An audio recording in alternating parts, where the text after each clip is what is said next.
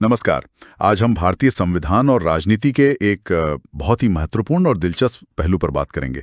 यह है सांसदों और विधायकों को मिलने वाली विधायी उन्मुक्ति।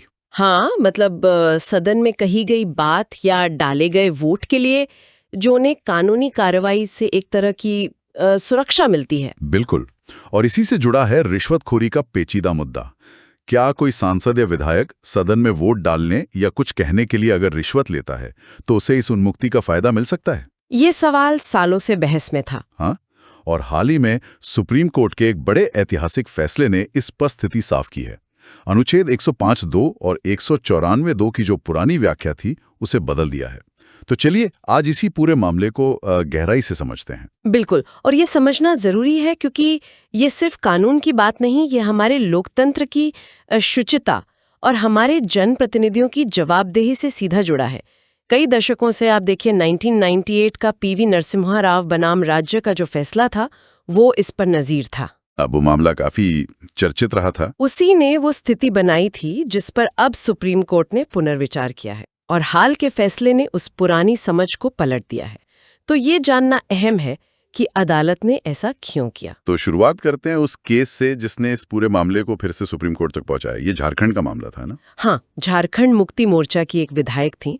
उन पर आरोप लगा कि 2012 में जो राज्यसभा चुनाव हुए थे उसमें वोट डालने के लिए उन्होंने कथित तौर पर रिश्वत ली। अच्छा। पर इसमें एक दिलचस्प मोड़ ये था कि उन्होंने वोट उस व्यक्ति को नहीं दिया जिससे रिश्वत लेने का आरोप था। उन्होंने अपनी ही पार्टी के उम्मीदवार को वोट दिया। ओहो, तो मतलब रिश्वत ली पर काम उसके हिसाब से नहीं किया। कथित तौर पर, हाँ।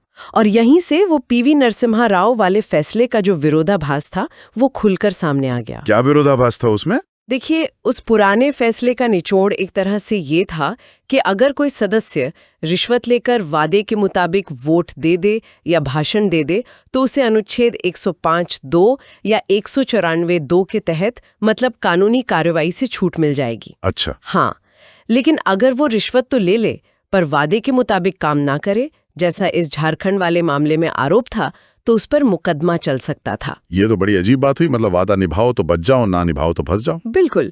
इसी अजीब स्थिति पर झारखंड हाईकोर्ट ने मुकदमा चलाने की अनुमति दी और इसी विरोधाभास को सुलझाने के लिए मामला फिर सुप्रीम कोर्ट की 7 न्यायाधीशों के बेंच के पास गया। 7 जजों की बेंच, ये भी महत्वपूर्ण है ना? हाँ। सामान्यतः 5 जज होते हैं संवैधानिक बेंच में। हाँ, बिल्कुल। जब किसी स्थापित नजीर, खासकर संवैधानिक बेंच की नजीर को पलटने या उस पर पुनर्विचार करने की बात आती है तो उससे बड़ी बेंच बैठती है। पीवी नरसिम्हा राव का फैसला 5 जजों का था, तो यहाँ 7 जजों की बेंच बैठी और इस बेंच ने सर्वसम्मति से, मतलब बिना किसी असहमति के, पीवी नरसिम्हा राव वाली व्याख्या को खारिज कर दिया, उसे पलट दिया। तो उनके मुख्य तर्क क्या रहे? किस आधार पर उन्होंने कहा कि भाई रिश्वतखोरी को विधायी छूट नहीं मिलनी चाहिए, चाहे वोट वादे के अनुसार दिया हो या नहीं? अदालत ने कई बहुत महत्वपूर्ण बातें कहीं। पहला, उन्होंने कहा कि ये जो विशेषाधिकार हैं अनुच्छेद 105 और 194 में, ये सदन की सामूहिक कार्यवाही और सदस्यों को अपने विधायी कर्तव्य जैसे बहस करना, सवाल पूछना, वोट देना, इनको बिना किसी डर या दबाव के निभाने के लिए दिए गए हैं। सही। ये किसी सदस्य के व्यक्तिगत आपराधिक काम जैसे रिश्वत लेना, उसको बचाने के लिए नहीं है। मतलब ये ढाल अपराध के लिए नहीं है? बिल्कुल नहीं। दूसरा, उन्होंने कहा कि रिश्वत लेने का जो अपराध है वो उसी वक्त पूरा हो जाता है जब रिश्वत ली जाती है।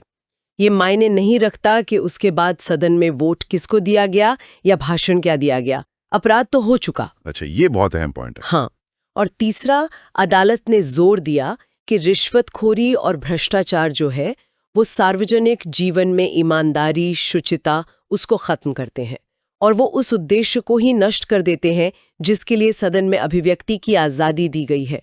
ये लोकतंत्र की जड़ों पर हमला है। लेकिन एक सवाल मन में आता है, क्या इससे सदस्य थोड़ा मतलब हिचकेंगे नहीं कि सदन में कुछ बोलें या वोट करें तो कोई बाहर ये ना कह दे कि ये किसी और इरादे से किया गया है? इस पर तो केस हो सकता है।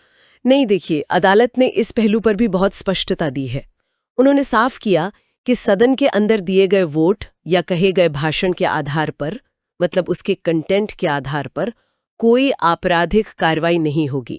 वो छूट तो है, वो बनी हुई है। अच्छा, वो उन्मुक्ति बरकरार है। हाँ, वो उन्मुक्ति बरकरार है, लेकिन रिश्वत लेना वो सदन की कार्यवाही का हिस्सा नहीं है। वो एक अलग स्वतंत्र आपराधिक काम है जो सदन की कार्यवाही से पहले ही हो जाता है।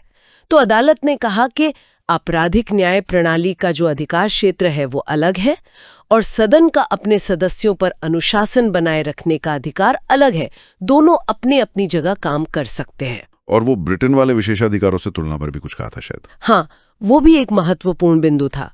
अदालत ने कहा कि भारत में जो विधायी विशेषाधिकार हैं वो ब्रिटेन की तरह किसी प्राचीन और निर्विवाद परंपरा से नहीं आए हैं। अच्छा, ये हमें संविधान ने दिए हैं और क्योंकि ये संविधान से मिले हैं तो ये संविधान के दायरे में है। इनकी न्यायिक समीक्षा हो सकती है, मतलब अदालतें इन पर विचार कर सकती है। और वो स्टेयर डेसिस वाला सिद्धांत, मतलब पुरानी नज़ीर को मानने की बात के रहना चाहिए, लेकिन अगर कोई पुराना फैसला साफ तौर पर गलत हो, संविधान की मूल भावना के खिलाफ हो और सार्वजनिक नैतिकता को मतलब चोट पहुंचाता हो, जैसा पीवी नरसिम्हा राव मामले में था, तो फिर उसे पलटना, उसे सुधारना जरूरी हो जाता है। गलती को जारी नहीं रखा जा सकता। तो अब कुल मिलाकर स्थिति एकदम साफ है। कोई भी सांसद या विधायक सदन में वोट डालने या कुछ कहने के नाम पर अगर रिश्वत लेता है या देती है तो वो अनुच्छेद 105 या 194 की आड़ लेकर कानूनी कार्रवाई से बच नहीं सकता। बिल्कुल सही, एकदम स्पष्ट। ये फैसला एक तरह से संवैधानिक शुचिता को फिर से स्थापित करता है। इसने उस विसंगति को दूर कर दिया है जो करीब 25 साल से बनी हुई थी। हाँ, लगभग 2.5 दशक। हाँ, और ये फैसला जनप्रतिनिधियों को उनकी जिम्मेदारी का भी एहसास कराता है और कहीं ना कहीं लोकतंत्र में लोगों के भरोसे को मजबूत करने की दिशा में एक बहुत बड़ा कदम है। तो संक्षेप में अगर कहें तो सुप्रीम कोर्ट ने ये बिल्कुल साफ कर दिया है कि संसदीय विशेषाधिकार भ्रष्टाचार करने का लाइसेंस नहीं है। विधायी काम की आजादी जरूरी है, लेकिन वो आपराधिक कृत्यों, खासकर रिश्वतखोरी जैसे गंभीर अपराधों पर लागू नहीं होती। कानून अपना काम करेगा। निश्चित रूप से ये फैसला सार्वजनिक जीवन में पारदर्शिता और जवाबदेही को बढ़ाने वाला है। लेकिन यहाँ एक विचार करने लायक बात और भी उभरती है जो शायद भविष्य के लिए हो। क्या? कि ये फैसला तो सीधे तौर पर वोट या भाषण से जुड़ी रिश्वतखोरी पर है, पर जनप्रतिनिधियों के आचरण से जुड़े और कौन से ऐसे मुद्दे हो सकते हैं जो शायद सीधे इन अनुच्छेदों में ना आते हों, लेकिन वो भी लोकतंत्र की शुचिता के लिए उतने ही जरूरी हों? क्या वो भविष्य में न्यायिक समीक्षा के दायरे में आ सकते हैं? ये एक सवाल है जिस पर आगे सोचा जा सकता है। ये वाकई एक अहम सवाल है आगे के लिए। चलिए, आज की इस गहन चर्चा के लिए बहुत बहुत शुक्रिया। शुक्रिया।